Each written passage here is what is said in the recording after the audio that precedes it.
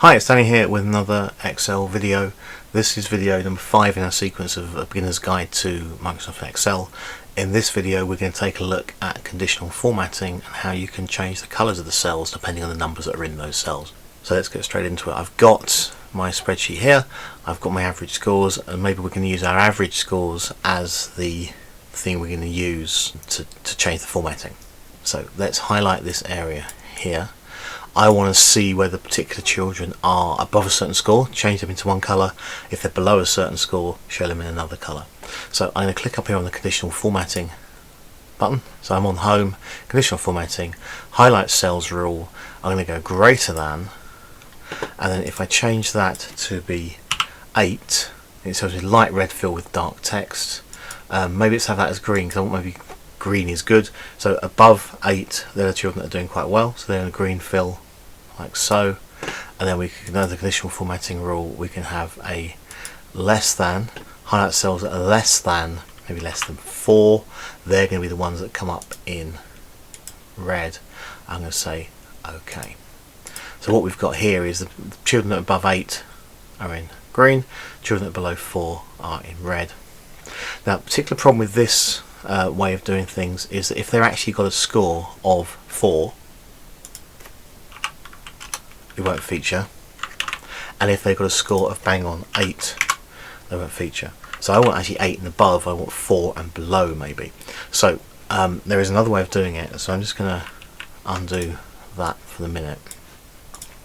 I'm going to highlight these cells here, go to conditional formatting, highlight cells rules, and go down here to more rules, and then I'm going to click on format only cells that contain, it's going to be a cell value, not going to be greater than, it's going to be greater than or equals to, and then we can put in 8, and then we can change the formatting to be maybe a green fill, maybe a paler green fill like so. Say OK and OK.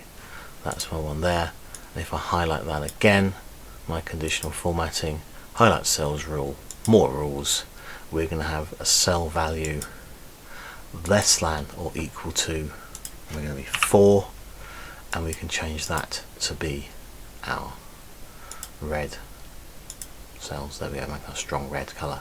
Say OK and OK. That's only that one there, but if this cell was actually 4, that student would pick it up as well, having a score of 4 or below.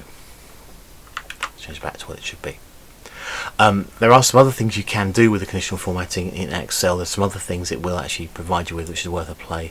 Again, you can highlight that area there, and we can actually have things like data bars if you want. So you can have sort of bars that come across to show you how big or small the number is. There are colour scales which are worth a play. It gives us some of a graduated version of what we've just been doing, but it's sort of preset sets of numbers. You might find there's just too many colours there to really deal with. You want to know who's doing above expected and who's doing below expected. And there are icon sets as well. You can have sort of up down arrows, you can have ticks and so on, and if you go into those you can then set the conditions and the parameters for those. I like conditional formatting, so I'm going to stick my greater than and my less than, but you can have other things on here as well. So very simple conditional formatting, just how you can change the colours of some cells based on a particular set of numbers. So I quite like it for showing the students who are working above where they're expected, and the students that are below that you might need to pick up to do some work with. If you wanted to, I mean, you could add this to particular test scores as well. So let's have conditional formatting, let's highlight the cells, and let's have any test score that is greater than 6 will be green like so. Say OK. So straight away you can look at that data table and see who's doing well from that as well, which is a nice way of a visual check. You can see straight away Scully obviously doing quite well, Holden as well, Mulder not so bad, messed up here. So it's nice to have a visual check, but data can get quite overwhelming if you see lots and lots of numbers. So that's conditional formatting. Go in, have a play, see what you think. I'll be back with some more videos very soon. Thanks for your time. Cheers. Goodbye.